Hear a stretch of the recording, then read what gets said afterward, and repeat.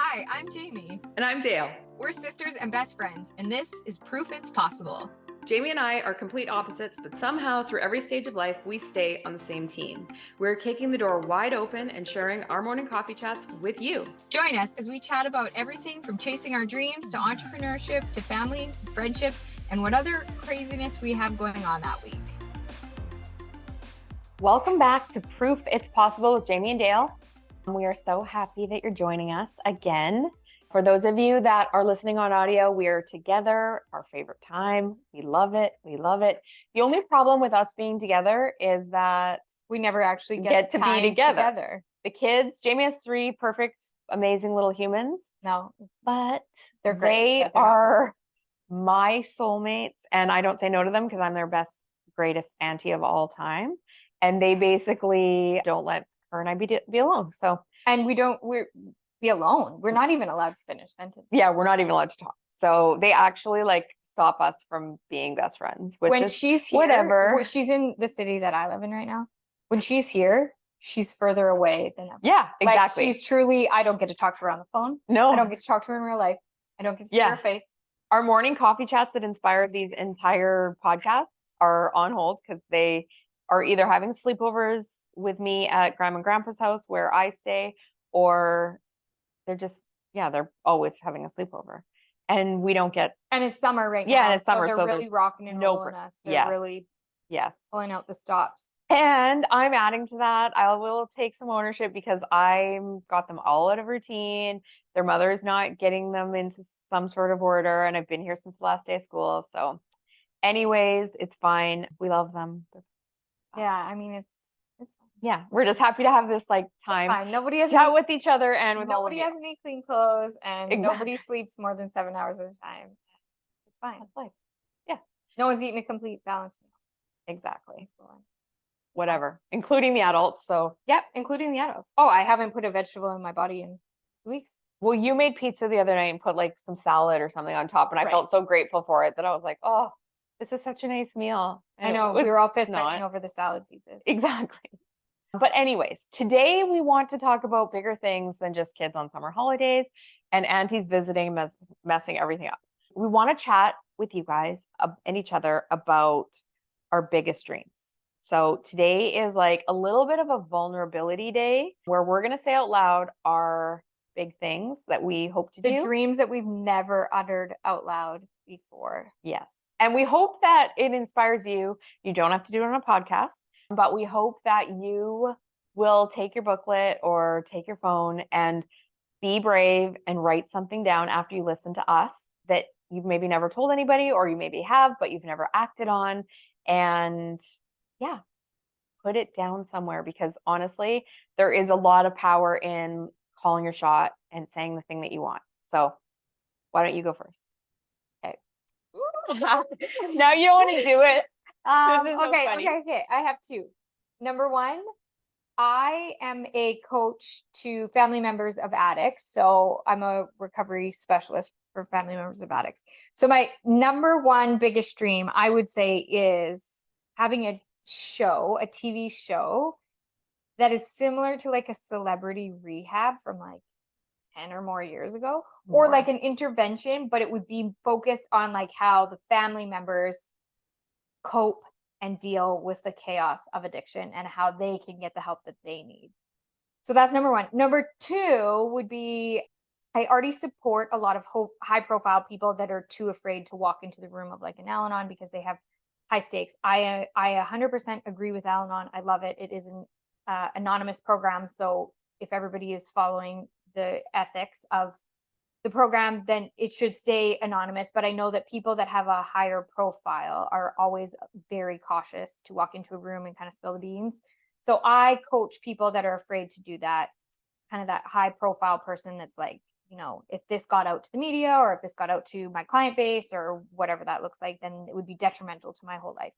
So my other dream is that I would get a contract, a contract with either a professional sports team, or a big, that's a good one. Something that kind of locked me in as the expert for a specific demographic. And ideally, because my husband's an ex-hockey player, I would like to do the NHL, but I'm open to all other sports too. All right. Okay. Well, that, yeah, like I didn't even know those dreams for her, to be honest. Hey, what's yours? Well, mine, I don't know if I have any like, well, I do have new ones. Mine are, but I feel like I've told you them, but that's fine. I really want a TV show or a Netflix show or something like that that is about designing your happiest home, because I firmly believe that your home can either help your life or it can make your life harder. So for me, being a person in a wheelchair, I know the effects of having a home that absolutely completely functions for my life. And that doesn't just mean the way it looks, it means the way that it functions, the way that it makes you feel, and all of that. So I feel like where I come from as a designer is very different than where other designers come from. And I also feel like my like overriding dream in life is to spread joy, spread happiness, show people that happiness is possible. And that's honestly like when we talk about this podcast, and the name of it is called Proof It's Possible. To me, my hope is that you guys take away, or you hear from me and Jamie, the ways that we've proven that whatever it is that you want to do is possible. So for me, I want you to know that happiness above all else is super possible for your life. And so I would love a TV show. And then my other dream, which is it, like, you know how you went, oh, this is how this one makes me feel. To say this out loud is I want to be on big, big stages as a public speaker. I love the stages I've had the opportunity to speak on, but they're smaller. They're in the cities I live in. They're in cities that I'm comfortable in. They're with smaller audiences and communities. So I would love to be on a stage with Tony Robbins, Rachel Hollis, Lori Harder, Oh, Chris Harder. me too. Yeah. Too. So Same. things like that. So that's where I would like to take things I'm already doing and elevate them just like you would, taking it kind of like up that notch.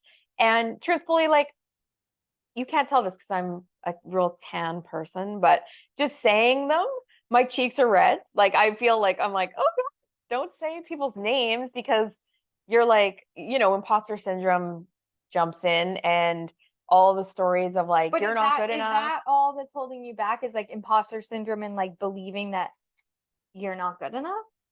Well, if I knew it was holding me back, I would be already doing it. I don't know. No, this is the thing. So I like when I'm like thinking about it clearly, I think to myself, my story is very powerful. I absolutely, when I speak, people come up to me after and are like, thank you for sharing. Thank you for your vulnerability. So I know that my story is something that people need to hear. The world needs to hear it.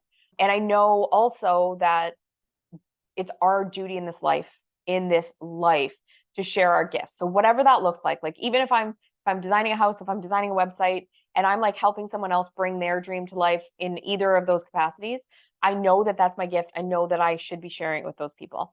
Do you ever have like those moments where you feel like you're just like one meeting away from like the person that's going to make all the puzzle pieces fall together? Like I had this realization a few years ago where I'm like, oh my God, they're just like normal people, like people that I like had put on a pedestal, and like, like whether it's actors, actresses, like really successful business people, whoever, whatever, billionaires. And then you meet them and you're like, oh, weird. They're just normal. Yeah, they're like at a charity event, like talking about their dog. People. Yeah. And so like normalizing these people that are that I had put on a pedestal, I'm like, oh my God. So if it's possible for them, then it's definitely possible for me. And I have this like newfound awareness that I'm literally just like one or two people away from like meeting the right person and doing to all make the things. all of Exactly. the things fall into place. Yeah, of course. Wild ride. Well, and like we talked about community in another podcast, and that's why it matters. Like that's the whole point, is that we can't, if we don't say our dreams out loud, we don't actually get them. And like, which is crazy, because we went to the Bliss Project like 5 or 6 years ago, and out loud, we kept doing these breakaway groups with other women. And out loud, finally, I said, I would like to be a public speaker. And I was like, well, I don't know what I'd say. I don't have a speech. I don't know what I'm doing. I've never public spoken, blah, blah, blah, blah, all my stories. And then I got home, and within 1 week of doing that, I ended up having an email in my inbox that said, would you be willing to speak at this big healthcare conference? And I was like, no, Absolutely not. Stop. Don't say weird things to me like that. And so, but then I also knew I put it out to the universe and I asked for it. And if you ask for something and you get it, you can't say no. You have it's your duty to say yes. You went ahead and asked for this and you have to follow it through. So I also did. feel like saying no teaches the universe, like, oh, I didn't mean that. Put that dream on hold. Yeah. Don't present me with any more opportunities. Exactly. Exactly. And even my thoughts sometimes, like, after I'll say like, I want to speak on bigger stages, and then I get a slightly bigger stage, I'm like, I didn't. I don't even have to say it out loud, but I just have to think it. And then I have to tell myself to smarten up and to stop being like basically, for lack of a better word, the cock blocker of my own dream, because I'm not being in alignment with what I said I wanted and I know I want in my heart. I'm stopping it. You know what happens to me is that when I ask for something from the universe and then it presents it to me, it also presents me lots of other temptation. Like, what? To veer off the Give track. an example. Like for instance, I used to do safety auditing. Okay. And I would say like, I want to get out of this. I want to get like a contract that's way better and bigger than this. So I'm not constantly like what felt like selling my soul to the devil, going to these things. But it was a big cash injection. Every time I would take on a contract, I would get like a big hit of money. And so I was like, I like that. And I almost felt a little bit like a junkie because I would say to myself, like, I'll just do one more. After this, I'm going to do it. I'm going to quit. I'm going to quit. And then the universe, but I kept saying to myself, I want something better. I want a better contract to come around that's like more consistent. And I don't have all these, like, I'm not all over the city and all these random hours. I want like a contract that keeps me in the industry, but takes me away from this. And then I got presented with that contract. But then after, like, as I was about to sign on the dotted line, I got all these really juicy audits with all these really juicy paychecks attached to them, being like, are you sure that's what you want? Like the universe was like testing me. And I feel like there's that kind of example present in my life all the time. Every time that I'm like, okay, now I'm into a new stage or a new dream or something like that. Every time I go down that path, the universe is like, but are you committed? Are you truly committed to this dream? Because I'm going to tempt you in ways to lure you back to your old dream or your old, way of doing it and whatever. And I just feel like for me, it's a constant, like, persevere. Like I have to always mentally check in that I'm like moving in the right direction. I'm not taking that step backwards just out of convenience or comfort. It's out of comfort, I think. Like, because there's comfort and consistency. Yeah. So stability. Or false stability. Like I don't even think anything is truly stable. No, exactly. But there's like false stability in what you know. Yeah, of course. No, for sure. And one thing for me, I don't feel like mine comes with a whole bunch of other temptations. Because I have such a doubtful, like I'm so like, oh, is this the right thing to do? Like once I make up my mind, I get on the path and I stay on the path. But for me, I end up with like just so much egg. And I mean, watch me pick out nail polish. Oh, you guys should see. Oh, it's so bad. Hours of agonizing over. We go for like a pedicure or something. No, and Jamie's like, I'm not helping you into the chair. I'm so sick of waiting. We don't do that anymore. Yeah, because we do. Nobody has time for that. Yeah, not a single soul has time to watch you agonize over the different shades of pink. Okay? Yeah. So anyways, making a life decision can be the same kind of craziness. Next up, boundary setting. And mine is that we are no longer welcome to go to pedicures together. Mine is that you're my only person I get pedicures with. Done. Boundaries. Next up, what we do when people don't respect our boundaries. Next up, we don't listen. And that's where we're best friends. Anyway, back on track. So yeah, like I don't feel like the universe, it knows me well enough that it can't give me like 10 choices. It has to give me one juicy choice with one downside to that juicy choice. Like I have to like take the risk and risk something, but it can't be like, here's 5 things, pick one, and they all have a risk. Like decision overload. I'm a nightmare. What would you say your risk tolerance is? Very low, very extremely low. Like I'm steady Eddie. I can't do chaos. I can't do, like, if you saw my house, it's got to be just like clean and organized and put together. She says that so confidently, and I will back her up. Her house is clean. It is. But I will say, her purse is No, something out of my nightmares. It is. Stop. You've never seen anything so disastrous. And I don't know in your why. entire I don't life. I can't close my eyes at night without my vacuuming the floor.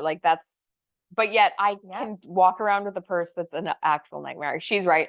I don't know why I do Her that. purse is small, but man, it packs a punch.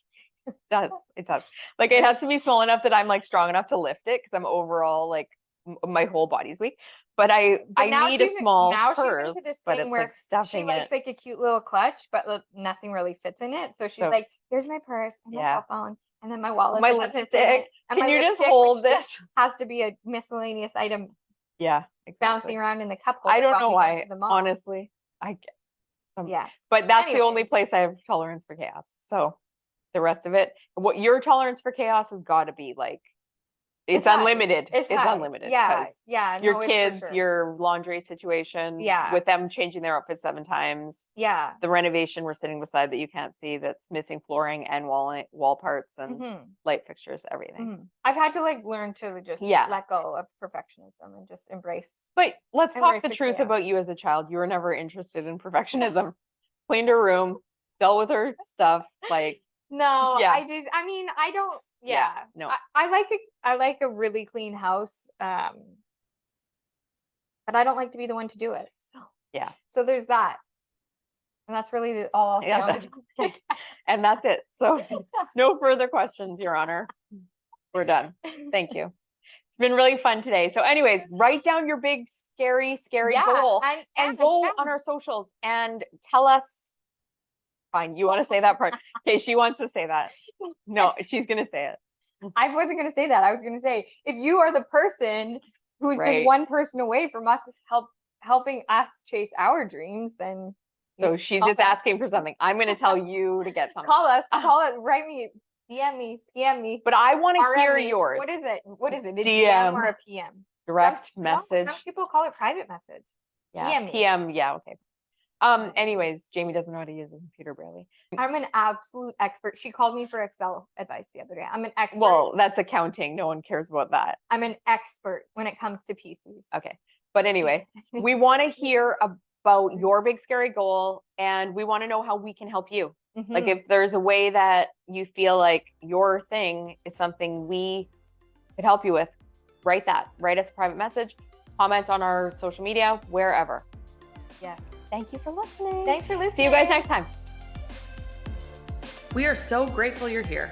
It would mean the world to us if you'll subscribe to our podcast and YouTube channel and leave us a review. If you want to hear more from us, go to proofitspossible.com to join our mailing list and find our social links so you don't miss a thing. Thanks and chat next time.